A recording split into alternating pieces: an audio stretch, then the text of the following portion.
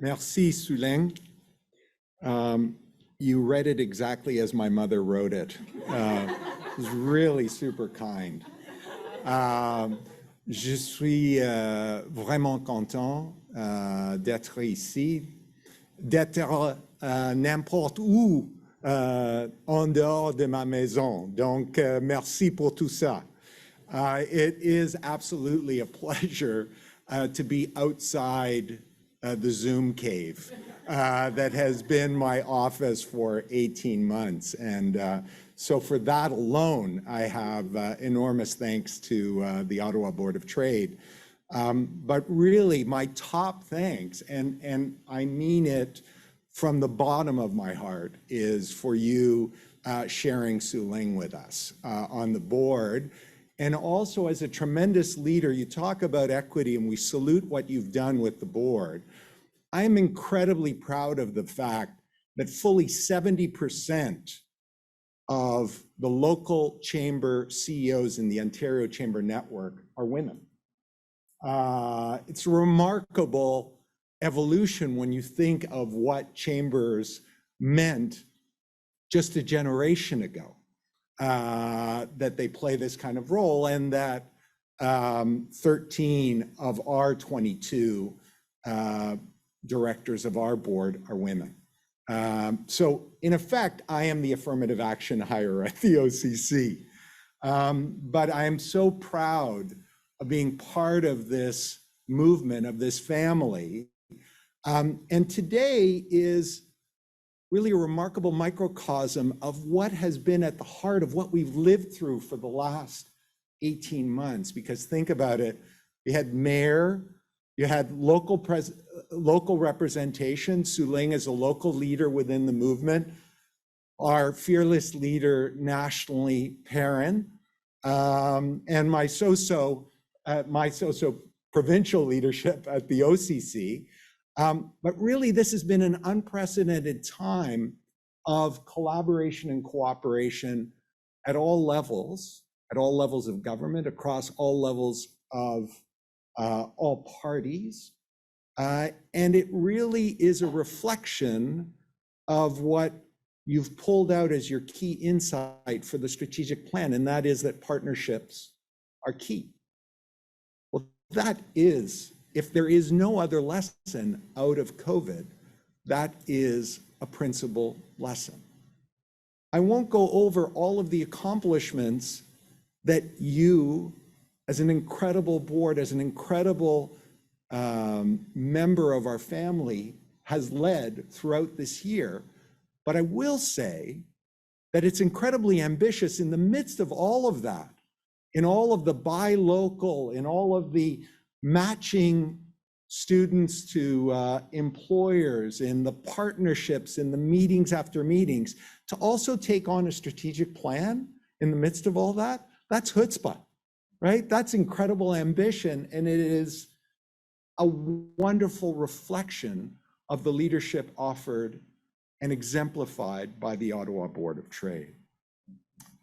One thing, though, that I want to focus a little bit of time on, and it really is an extension of the call to action that Suleng offered at the end of her remarks, is that it will be easy for some as we come out, and we're not out of this yet, but it will be easy for some to say, I'm going to leave advocacy and policy to Perrin and to Suleng and to the incoming board at the Ottawa Board of Trade, and I'm going to just take care of my business. I'm just going to take care of my not-for-profit. I'm just going to take care of my university, my college. Because, as Ian said, you've come through hell, right? And when people do that, they kind of look around and they say, you know what? I'm pretty damn good.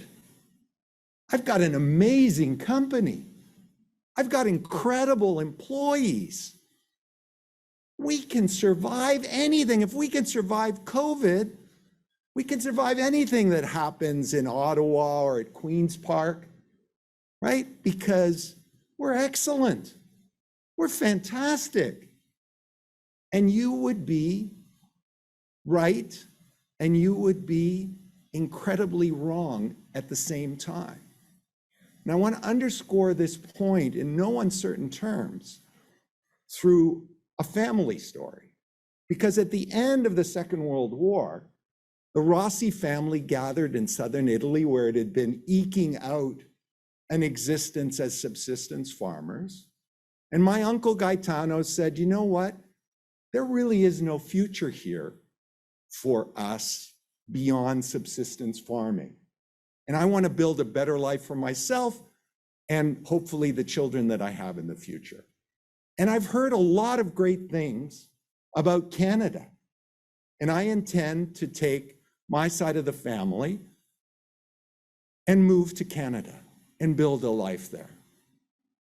And my uncle Pietro said, you know, Guy, it's a really good idea. Like, things are not great here. But Canada? Really? Snow? Really? I'm taking my side of the family and we're going to Argentina, where the weather is nice. And at the end of the Second World War, Argentina had basically the same per capita income as Canada, had the same potential as Canada, the breadbasket of Latin America, incredibly resource rich, phenomenal, diverse immigrant populations, full of courageous people who'd left other countries to build a new life for themselves. And one generation later, every single member of Gaetano's side of the family has been able to go to university, buy a house, build a family, invest, grow, see the fruits of their labor. And every single member of Uncle Pietro's family, along with millions of Argentinians, has suffered through hyperinflation, devaluation of their currency, an enormously difficult life year after year after year, despite the sunshine, despite the fact that they were every bit as excellent as the other side of the family, every bit as hardworking, every bit as innovative, and yet were denied the same future generated by the other side of the family because policy matters, right? It does not, at a certain level, of course it matters how excellent you are and how great your business is. But it fundamentally matters what policy structure is built around you within which you succeed or not. It is crucial for every single business person to participate in what is going to be an incredible echo debate coming out of this pandemic. Because there are many who believe the pandemic proves that what we need is more government and all the time to solve problems. And what is great is to continue to build massive debt and deficit, because don't worry, modern monetary theory says it'll all take care of itself. We've got to solve all of these problems all at the same time.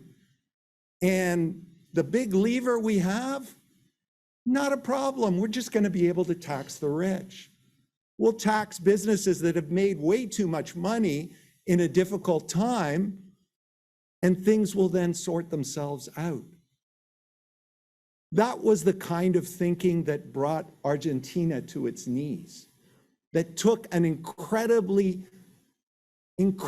well-endowed country with all of the potential, all of the ingredients for success, and crippled it. We have an opportunity to continue to build on the incredible successes on the incredible promise that this country provides, that provided to my family and so many other families. But we have to fight for it. We have to work for it. We have to partner for it. Not just business. This isn't about grinding people down. It's about building them up.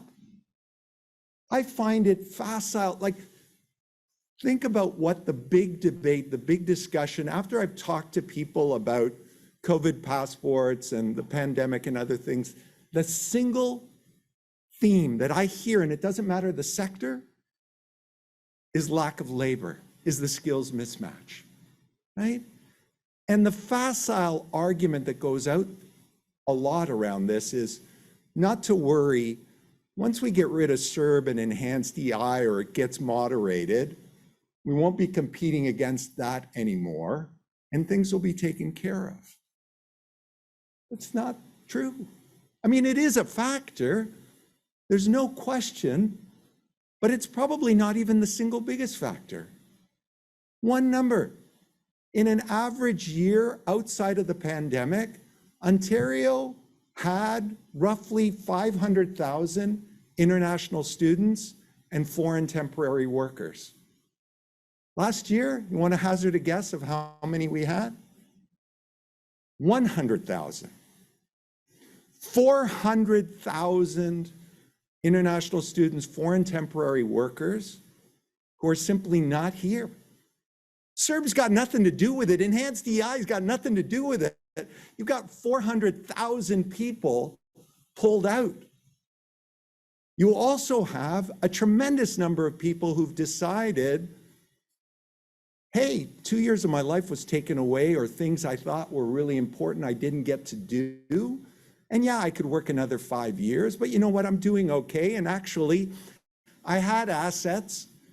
And if you had a house, if you owned stock, pretty much guaranteed to have done pretty well in this last little stretch. You know what, I'm going to retire early. And there are significant numbers of retirements in key sectors and key areas.